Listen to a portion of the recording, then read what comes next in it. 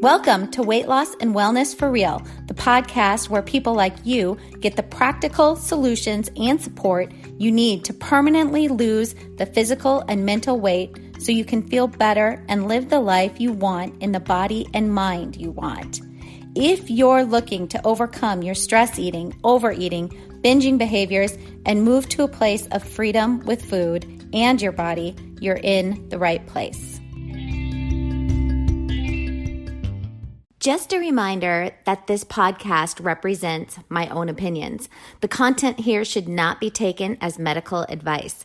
The content here is for educational and informational purposes only. Please consult your doctor or healthcare professional for any individual medical questions you may have. Hello, everyone. I'm glad you're here. This is episode 76 of the podcast Weight Loss and Wellness for Real.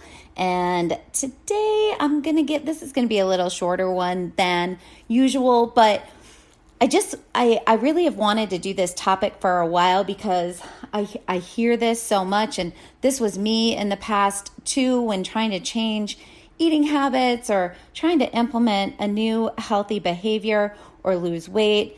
It really doesn't have to be as hard as we often talk about it being. That is often what I hear from clients. It's so hard. Or, I've been on all these diets and it was just awful and I was miserable. And so I wanted to do this episode just to give a quick little insight on how I have learned to do this over the years, as well as work with my clients to where they are losing weight and starting to implement the healthy habits that they want to implement. And along the way, we are working so that it becomes, the whole process of losing weight becomes to feel easy and effortless. And you may think there is no way this is possible. And I'm telling you, it is very possible. So it's a very common topic. Like I said, I hear it almost every day when working with clients.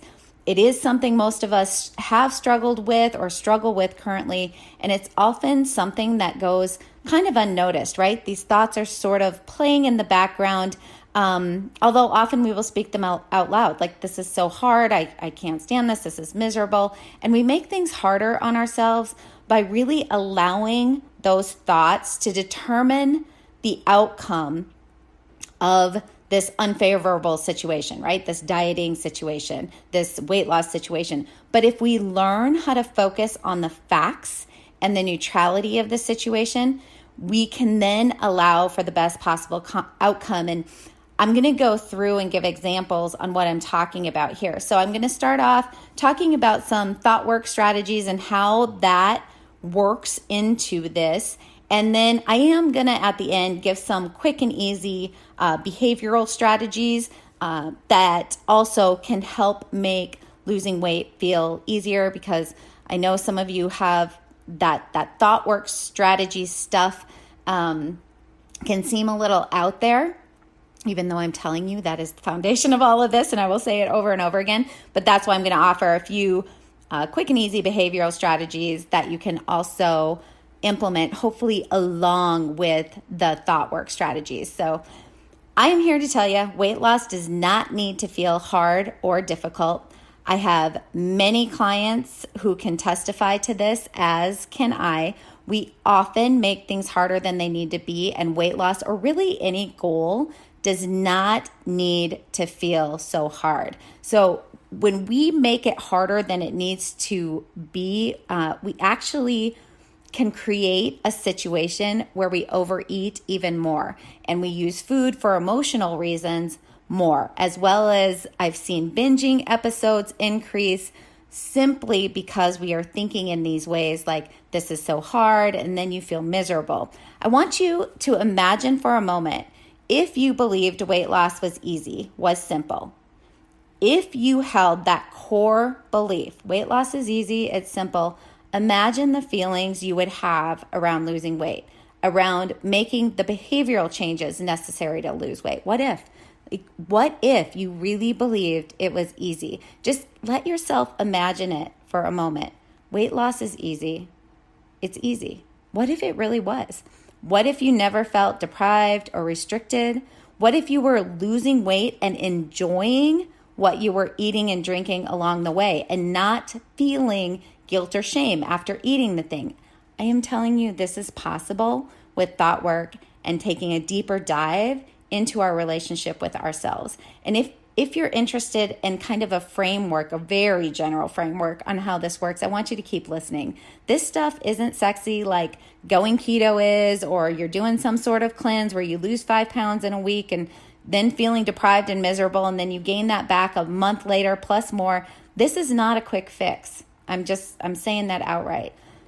But that's just, it is reality. But the thought work alongside behavior change is what creates lasting, lifetime health, well-being, and permanent weight loss, which equals freedom to move on in life to other goals and other dreams you may have. When we can notice and recognize the situations that come up that create the feelings of difficult or hard, right? So when we can recognize our thoughts that come up the situations that then trigger the thoughts that come up and create the feelings of difficult or hard, when we can notice that, then we are on the path to figuring out the ways that we can make it feel easy. But really, you have to get that first step in. It is becoming aware of the thoughts that we populate, that our brain populates, that create the hard and difficult feelings. Sometimes it can be simple thoughts like, this is so hard. That then creates the feelings of uncomfortable, of anxious, of unease, and then the tension. Remember, the feelings always come along with sensation packages throughout our body. So the tension throughout our bodies. Remember, thoughts create our feelings, sensations that motor our behavior. So thoughts, feelings, behavior. Thoughts, feelings, behavior. The thoughts always come first, whether we notice them or not. So paying attention to and noticing what we are thinking about in regards to our weight loss, our way of eating to produce that weight loss. If we are thinking this is going to be so hard, or I'm so restricted, I can't have what I want, or everyone else gets to eat like that, why can't I? You are going to create the feelings that do not create the behaviors we desire for weight loss. And this is how thinking weight loss is hard backfires.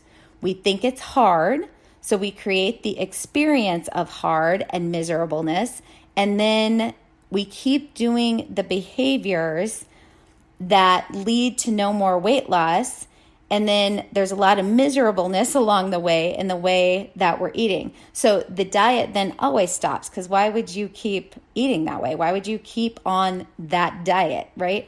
It's miserable. So then eventually the weight loss plus more always comes back. And then we're back to square one, where we're more miserable now because we worked so hard to drop that weight initially, and now it's all back plus some. So we have even more to lose from where we initially started. And of course, many of us just move into screw it mode at this point because there's so much defeat and frustration in that cycle. So I want you to really hear what I am offering you here. If you are working on losing weight or trying to make any new healthy habits stick, and if you are thinking it is hard and miserable, I am telling you there is another way. A way of losing weight, finding health, and actually enjoying the process along the way. And so you say, Heather, I get asked this all the time, or, challenged with this. How is this even possible? And it is all through training your brain and making doable behavioral changes along the way. So I'm going to give you a quick rundown on just some of the ways I coach my clients and have coached myself into this space. I hope you are finding something useful from these episodes and this podcast. And if so, please share it with someone else in your life you feel it could benefit. This podcast is also now monetized. So if you really feel you are getting a lot from it and want to help keep it going, please go to the episode show notes. You can just scroll down from wherever you're listening. You'll see a description of the episode, and then you will see it says support this podcast, and then there's a link you can click on. You can click on that link, and that's where you can support the podcast. Even the smallest donation, like 99 cents, helps to keep me producing the podcast. And to those of you who have donated, I really, really appreciate the support. I really do appreciate all of you listening and sharing the space with me. Again, just very thankful for all of you. So first off, how we think. This is really about mastering the mental game of weight loss. When this happens, when you become a master, it feels so easy. And so here's a really simplistic outline that my clients start to learn. And then through using practices of writing and thought work strategies, they start to create new patterns and habits of thinking around losing weight.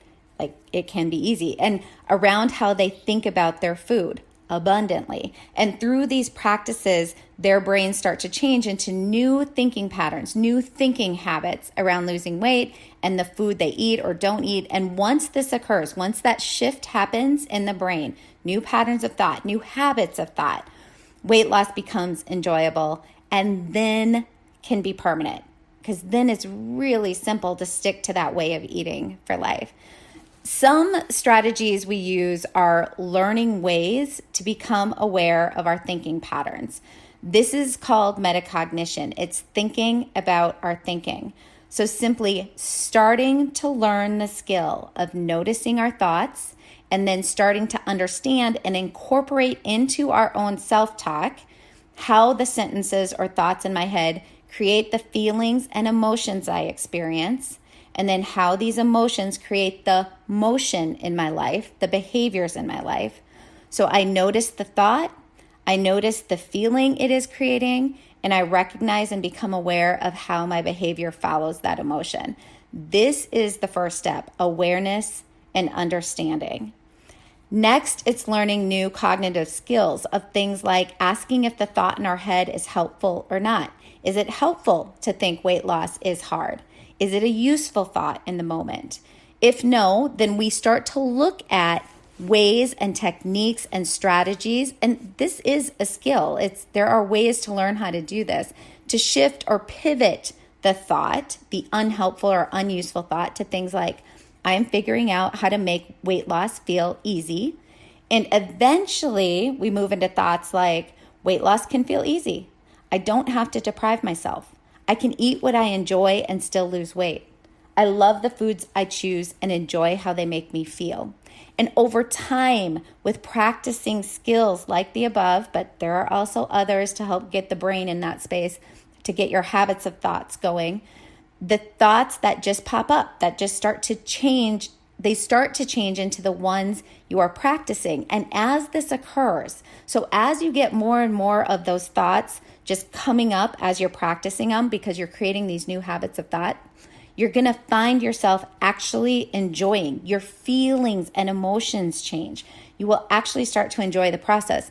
You will start to feel more proud more often. You will feel less deprived. You will be feeling more willing and actually loving your body along the way, finding the kind and compassionate relationship with yourself. Now, there are, like I said, I was going to give you a few ideas behaviorally that can also help make weight loss feel easier. So I'm going to give those to you as well. But I am telling you, overall, making weight loss feel easy and getting it off for good and finding freedom, it is truly in the mental game. Okay, but a few strategies. This is just a super short list. There's many other ones that I coach my clients on, but some behavioral strategies that can make weight loss, losing weight feel easier: eating more protein, especially for your first meal of the day. So if you are a typical breakfast eater or whenever you eat your first meal, make sure there is protein. Protein is the most satiating macronutrient, so eating more of it throughout your day is going to be helpful, but especially your first meal of the day. It really sets your body up for feeling satiated and reducing cravings later in the day. Another one, avoid soda, juice, any sugary drinks, any drinks with sugar. These really can cause cravings, and studies show lead to quicker weight gain over time. Drink black coffee or tea. Both can help you feel full. If you drink a little coffee with caffeine, it can give you a little bit more energy, which sometimes can be helpful as long as it doesn't wreck your sleep, which is the next one. Get good sleep. If you have difficulty sleeping, really set up a good sleep hygiene protocol for yourself and start to follow it. Sometimes not changing anything in your diet, but just working on your sleep can make weight loss just happen just like that. Eat slowly. You've probably heard this one, but eating slowly can make you feel fuller sooner and give you more satiation, which over time can help you eat less. And then just another one, use a smaller plate or bowl than you normally do. That just tricks your brain a little bit, helps again, you eat less without really noticing. All of those, and there are many more, are behavioral ways to make it feel easy. But again, it's going to be your mental game that really makes your weight loss process feel easy, effortless, and even enjoyable. I hope you found something useful, and if so, please share it with someone else you think might find it helpful. And as always, thank you for listening and sharing this space with me. I really do appreciate it, and we will talk soon. Did you know you can find a lot more help from me on my website? Go to heatherheynen.com.